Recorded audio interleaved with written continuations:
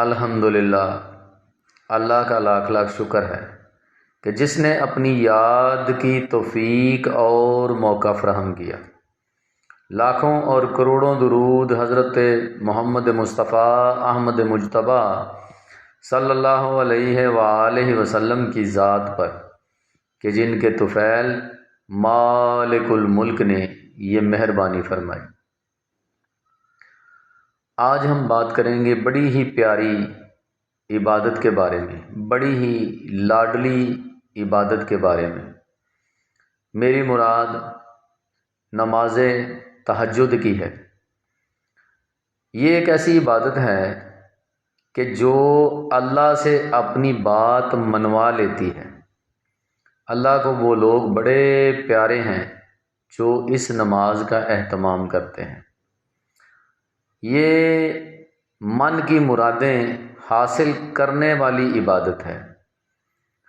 آپ یہ عبادت جو ہے وہ پورے انہماک اور خوش دلی سے ادا کریں تو اللہ کے فضل و کرم سے آپ کی ہر مراد پوری ہوگی اور آپ کی دعا جو ہے وہ انشاءاللہ مانگنے سے پہلے آپ کو اللہ عطا کر دے گا اور آپ کی دعا پوری ہوگی۔ جو شخص اس نماز کا اہتمام کرتا ہے وہ مستجاب الدعوات ہو جاتا ہے۔ تمام اولیاء کرام جو ہیں وہ اس کی پابندی کرتے رہے ہیں، خود بھی اور اپنے مریدین کو بھی تلقین کرتے رہے ہیں، کیونکہ یہ بڑی برکتوں والی ہے، یہ بڑی رحمتوں والی ہے۔ اس نماز کا اہتمام کرنے والے لوگ اللہ کے مقرب بن جاتے ہیں، اللہ ان سے محبت کرتا ہے، اللہ کے رسول اس شخص سے محبت کرتے ہیں، اللہ اپنی رحمتوں کا نزول فرماتا ہے، اس کے دل کو نور علی نور بنا دیتا ہے، اس کی تمام حاجات جو ہیں اس کو پورا کر دیتا ہے۔ اللہ تبارک و تعالیٰ کی ذات اس نماز کا اہتمام کرنے والے شخص کی دعائیں کبھی رد نہیں کرتا۔ آج میں آپ کو اس کا طریقہ بتاؤں گا جو حضرت نظام الدین اولیاء خود بھی اس پر عمل کرتے تھے اور اپنے 10 خلیفہ جو ہیں ان کو بھی یہ طریقہ بتایا، سینہ بسینہ ان تک آیا اور ہم تک بھی پہنچا۔ ہمیں اس کی اجازت بھی ہے اور میری طرف سے آپ سب احباب کو بھی اس طریقہ پر عمل کرنے کی اجازت ہے۔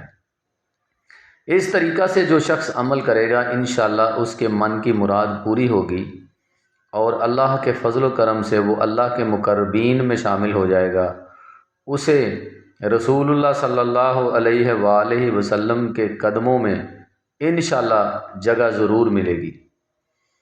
طریقہ یہ ہے کہ جب چاند کی پہلی تاریخ ہو اس وقت آپ نے اس نماز کو شروع کرنا ہے۔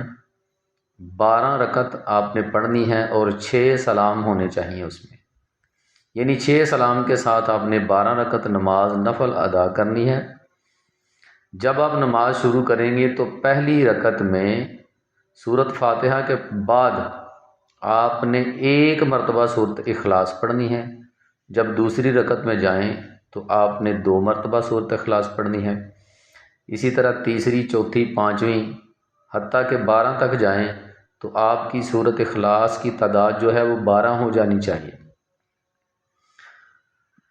15 تاریخ تک چاند کی آپ نے اس کو اسی طرح بڑھاتے جانا ہے، یعنی بڑھا کے پڑھنا ہے، تعداد آپ نے بڑھاتے جانی ہے۔ پہلی رکعت سے لے کر آپ نے 12ویں رکعت تک اسی طرح تعداد بڑھانی ہے۔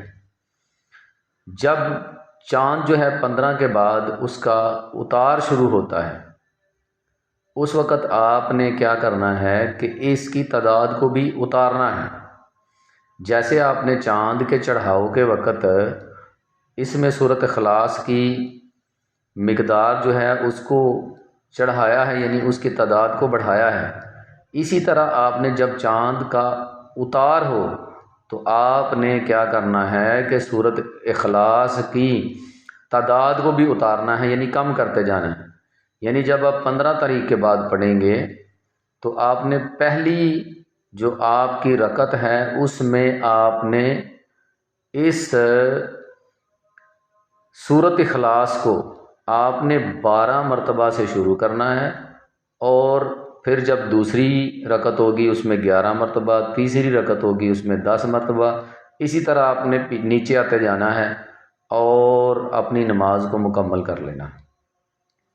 پھر آپ نے نماز مکمل کرنے کے بعد اللہ تبارک و تعالیٰ کے حضور اللہ کی بڑائی بیان کرنی ہے، عاجزی اختیار کرنی ہے، جھک جانا ہے، اور رسول اللہ صلی اللہ علیہ وآلہ وسلم کی خدمت میں درود پاک کا تحفہ پیش کرنا ہے۔ اس کے بعد اپنی حاجت جو ہے وہ اللہ سے اس نماز اور رسول اللہ صلی اللہ علیہ وآلہ وسلم کے قدموں کے وسیلے سے اللہ سے آپ نے مانگنی ہے۔ انشاءاللہ اللہ پاک آپ کو عطا فرمائے گا اور آپ کی ہر مراد جو ہے وہ پوری ہوگی۔ امید ہے بات کی آپ کو سمجھ آ گئی ہوگی۔ اللہ تبارک و تعالی ہم سب کو اس پر عمل کرنے کی توفیق عطا فرمائے۔ وما علینا الا البلاغ المبین۔ السلام علیکم۔